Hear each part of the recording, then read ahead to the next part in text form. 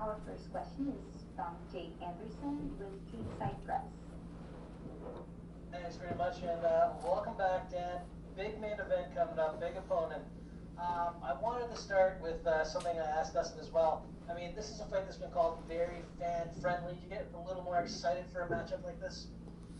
Yeah, it's very easy to get excited when you're facing an opponent like Dustin Poirier. I know he's going to come to fight, and he's going to bring the exact same thing that I'm going to bring. We both look to finish and both look to put on a show. So I as well as the fans, know why this is going to be a good one, because we've never been in a boring fight in our lives. So I'm not expecting that to change come Saturday. And I mean, pandemic aside, does it seem like all of a sudden lightweight has a big opening? Tony Ferguson loses, Conor supposedly retired. This almost feels like if you get a win here, you could be slipping into that #1 contender spot. Yeah, well, this is combat sports. The game can change so quickly, and I feel like the winner of this fight cements himself as the next guy the guy that's going to step in. You know, should Khabib or Tony get injured, the guy that wins this fight is the guy that lines himself to step in for the title shot.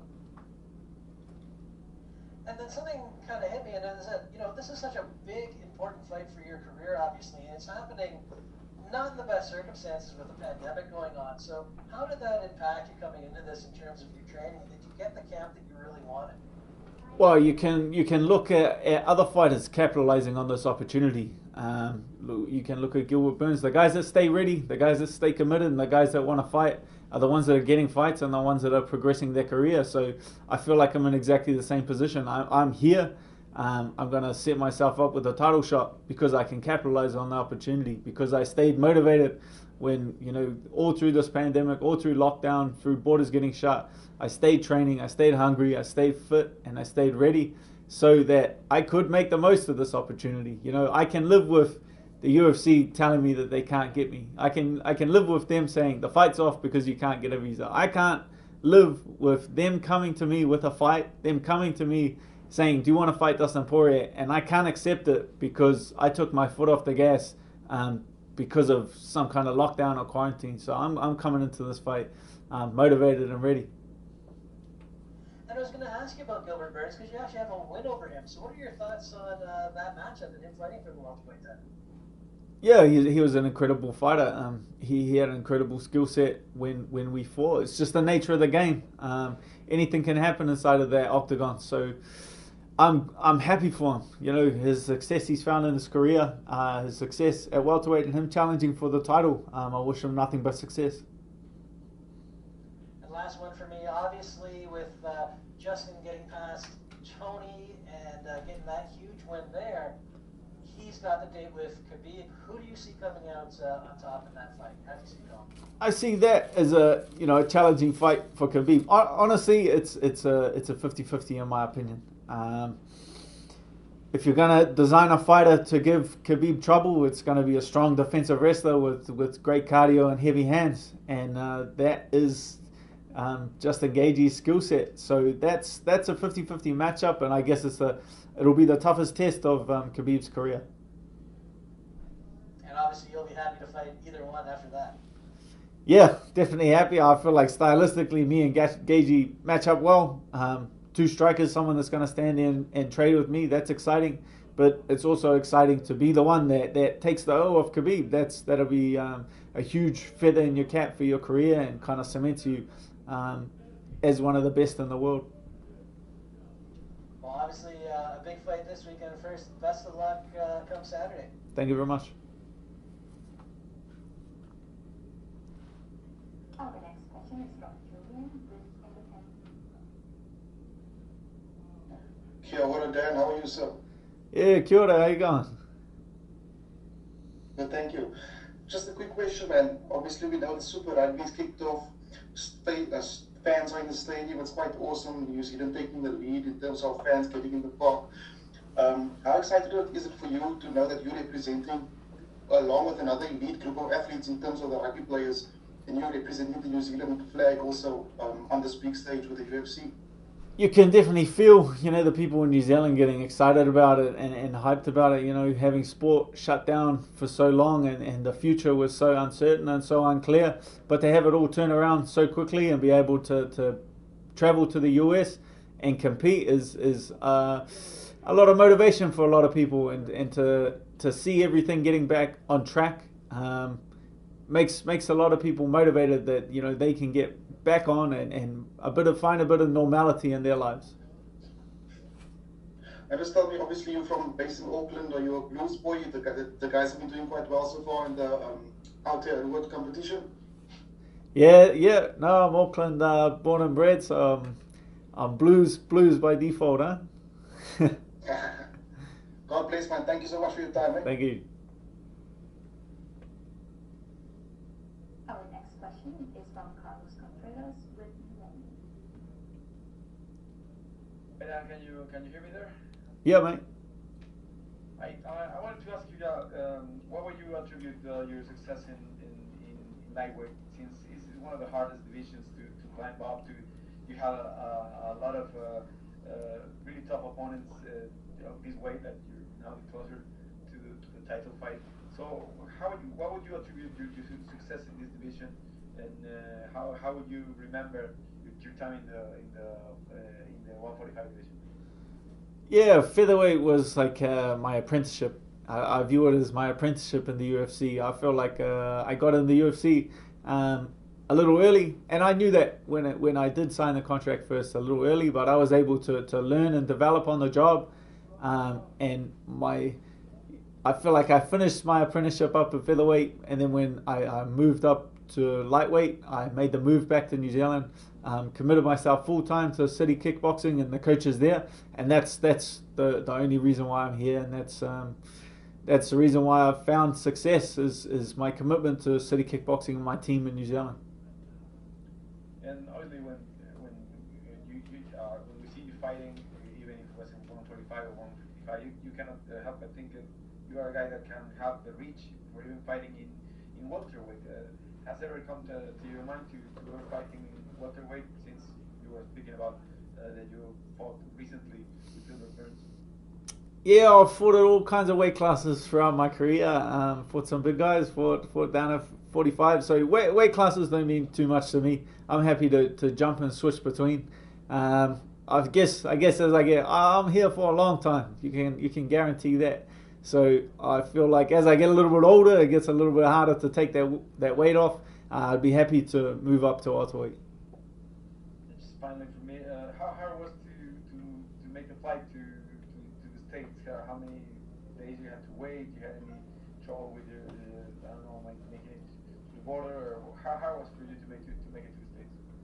Well, about a week ago, the ambassador to the US, Scott Smith, gave me a call. He gave me a phone call and he asked me what I needed from him. I needed a visa to get into the US. They weren't granting visas at the moment, so I got the visa done. He got it to me the very next day. So thank you, Scott Smith, the US ambassador for New Zealand. Thank you, Dan. Our next question is from Zion Dale with TV. Good, bro. How are you? Yeah, good brother. I guess we caught up with you before you left, but how's it been to finally be there, and how was the travel, and how you feeling, basically? Oh, but to be honest, it was pretty weird coming through the airport, having the gate shut when we arrived. There was only like 2 flights leaving, and once they opened the gate, we walked right through security because there was not a lot of people, so it was the fastest I've ever gone through security. And then it was pretty crazy when we were landing down in LA. Everyone was putting their gloves on and putting their masks on. It was kind of everyone was getting ready for battle. You know what I mean? And then we're walking around the airport. Everything was closed in Auckland. All the shops. Everything was closed in LAX. All the shops as well. So it was a little bit eerie. But then once we arrived in Vegas, they were a little more relaxed at the airport. But the UFC has done a great job of keeping everything under control. Coronavirus tested us on arrival, kept us all isolated from everyone else. So I'm very happy with the precautions that they've been taking. Does it feel quite surreal to be there, to be able to in a fight week that in the times that we're in at the moment? very, very surreal because you know it was completely all up in the air. But it's just crazy that I had this in my mind the entire time. I was like, something, the UFC is going to make this happen. Somebody's going to make this happen. You know, May 16th was the date I was originally scheduled to fight Dustin, and it wasn't until like a week before that that the UFC said we're going to have to shift that back a little bit. So this fight's been in the forefront of my mind the entire time. So I'm more just grateful that all that mental energy that I used to stay focused on this fight wasn't wasted, and I get to go out there and do what I love and perform on Saturday. And to finally get the fight now, and have a time frame for it to be set, do you feel that now that you're in the States, you're in the zone, and you're in a good rhythm now to go out and put your best foot forward? Yeah, like funny, you know, fighting is a funny thing. You can get in that mode a little too early. You know, we still got a couple of days. We got a weight cut. We got weigh-ins. We got all this stuff we got to take care of before it's time to fight. You know, that mindset can shift in a split second. That mindset, I've seen it shift in other fighters walking out. I've seen it shift when they walk in the cage. I've seen them lose it or it switch off. So that's just something that you have to bank on that you got. That's something you either got or you don't got. And I know from experience, I've been in there many times before, that's something that I don't need to prepare. If someone tries to punch me in the head, I'm game. And just finally for me, you said that this fight has been the forefront of your mind. For you, how big of an opportunity is this fight? And like, you know, for you now, how big is it? Yeah, well, it's the biggest opportunity of my career, my way to put myself in line for a title shot. Like with the win here, it sets me in line. Is the guy that takes on the winner of Khabib versus KG. So that's a very exciting opportunity, and you know that my life's goal is to be world champion, and I'm that close to it. Cheers, bro. All the best for the weekend. Cheers, bro. Our next question is from Christopher with New Zealand Herald. Hey Dan, Chrissy. I saw you in a bit of trouble with the throat swab. Did they actually manage to get a corona test on you? No, they did. Well, I was I think Mike was the only one that didn't gag, so I'm not sure. Maybe that's failing the test. I'm not too sure. Oh, good man. And there's been so much talk about this fight being, I guess, the number one contender's fight in a sense. Does the loser just become a gatekeeper, or how do you see that? Nah, people get to, you know, people put too much stock. Like, this is fighting, anything can happen. I don't think it's that big of a setback. Like, that's why for me, this fight especially is a win-win situation. Dustin's the one in the hard spot. He's in the win-lose situation. Like, with a win, he doesn't gain that much from it, and with a loss, he slides outside. He slides down the rankings. With me, I put myself in a great opportunity with a win. But with the loss, I don't think I moved that far down. I go back, I beat up Charles Oliveira or someone like that, and then I make my way back into the top 5. So win-win opportunity from where I'm sitting. Sweet, man. And the flight over, were there many people on the plane? And how was, not just yourself, but the City Kickboxing boys settled in now that you're over there? Yeah, that's the funny thing. The plane was actually packed coming over. There was like not a spare seat left on the plane. It was going through LA and heading to Europe. So I guess there's just a lot of people, a lot of European people that were stuck in New Zealand, a lot of travelers that have been waiting for the opportunity to make their way back home. So that was, this being one of the first flights out of the country, I think it was packed to the rafters. Very good skill for the weekend, man. Thank you. Our next question is from Danny Segura with MMA Joe. Hey Dan, just a couple questions. Obviously you've been on people's radars for quite some time, but it feels like you turned a corner really after your Edson Barboza fight. I wondered if you agree, and also any takeaways from that defeat, and what kind of, do you think that defeat sparked something in you that allowed you to sort of turn that corner?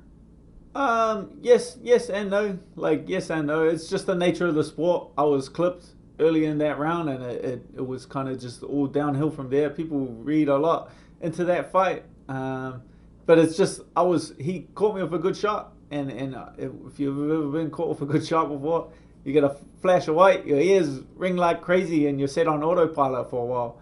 I was standing there on autopilot, took my legs out from under me. I go back to my corner, and I come back online when I was back in the corner, and I was like, all right, we're back online. And I looked down, and I was like, oh, well, shit, I got no legs.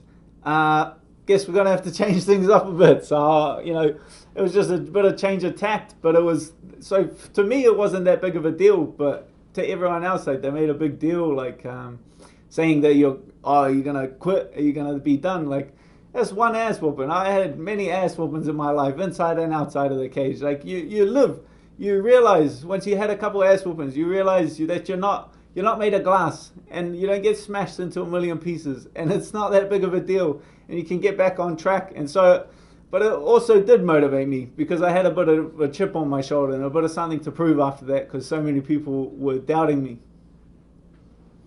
And obviously, you just mentioned how, like, you're no stranger to wars and getting into these crazy fights. And recently, we've seen a lot of sort of criticism surrounding, perhaps in MMA we should see the towel get thrown in there more often, and maybe referees or cornermen stepping in and stopping fights. As a young guy, like, how would you see that? And I guess, what are your thoughts on sort of this trend? Do you think MMA maybe does have a little bit of an issue, and it should maybe be a little bit more like boxing and throwing the towel a little bit more often? Well, boxing's like an entirely different situation. Boxing, there's nowhere to go. There's nowhere to change. Like, MMA is really not that difficult to quit. Like, there is guys like me can see it from a mile away. Like, a guy starts getting beat up, he shoots for a takedown and, like, gives up his neck and gives up a guillotine. Like, that's not that hard, and he can finish. He leaves out of there with his pride, and he can say, "Oh man, I got caught in a submission. Things happen." Like, it's not that difficult to quit. Like, if you go back to the Barboza fight, like, the ref asking you if you want to continue, the doctor's coming in and putting lights in your eyes. Like, it's not that difficult. When the doctor puts the light in your eyes to check, all you have to do, he goes, follow the light, and the light goes like this, and you follow it with your eyes. All you have to do is look dead ahead, and no one's gonna know you quit. Like, there's so many ways that you can look for a way out. So I don't know. I think we've already got, like, pretty well-trained referees, doctors, cornermen. There are many different ways that a fight can be stopped. Yeah. And we know your style. You like to use a lot of range, and obviously this is going to be in a smaller cage. Wondering if you did any adjustments in the camp to sort of get acclimated to that. Just speeds things up a bit. Like, I like it benefits both of us, and it negatively impacts both of us. I like to set a lot of traps for my opponents with my striking. So a smaller cage means that those traps are easier to set up. I'm sure he'll want to push me against a cage at some point. So that'll make it easier too. So it benefits both of us and negatively impacts both of us. Yeah, for sure. Lastly, I know you've been playing Warzone. Any dubs? How's your Warzone skills going? The internet connection's a bit laggy here, so I'm getting my ass whooped. He's shaking his head. Alright, man. Best of luck. Cheers, mate. Fucking lags, man. I'm like, got him.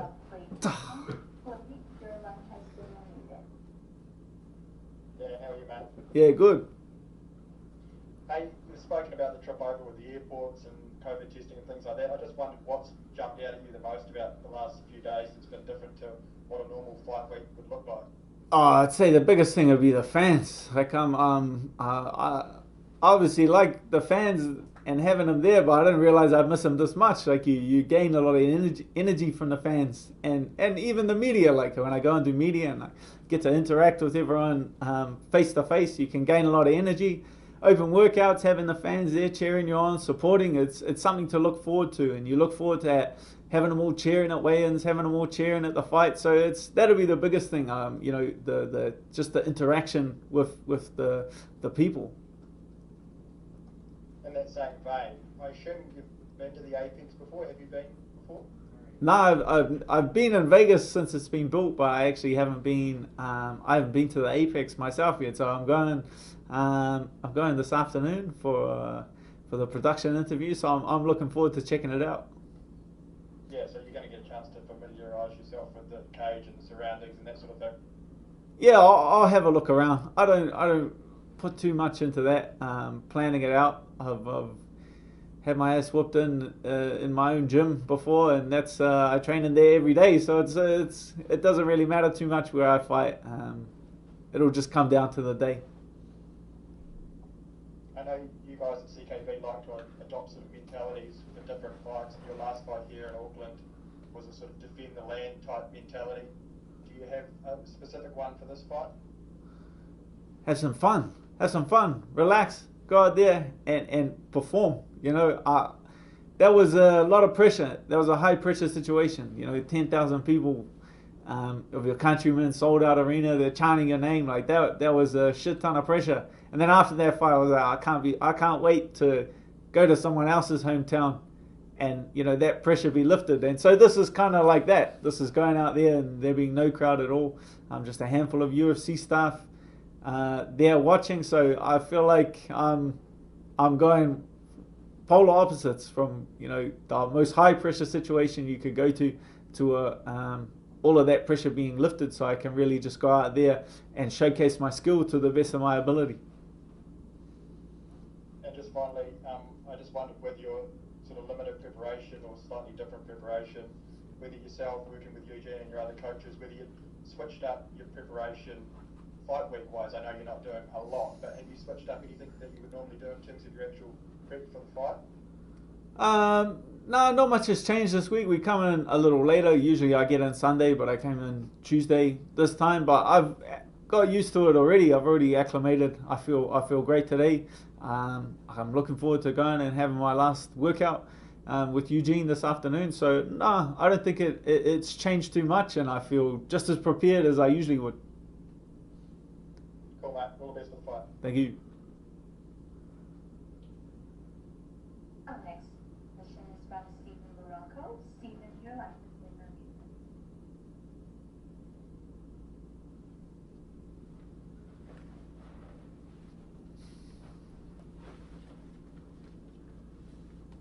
Yeah, I think we lost Stephen there, so let's go to Alistair Bishop. Catch you later, with Steve. MMA Republic. And how are you, sir? Yeah, good. Fantastic. I just wanted to ask you, you were suggesting earlier you've had a couple of interesting fights in interesting weight classes, one being a tag team kickboxing match at heavyweight. How does that work exactly? Yeah, that was just a little show we put on at our gym. Yeah, that was just a bit of fun on a Saturday night. We used to do events at our gym, and we would. This is my old gym, not City Kickboxing.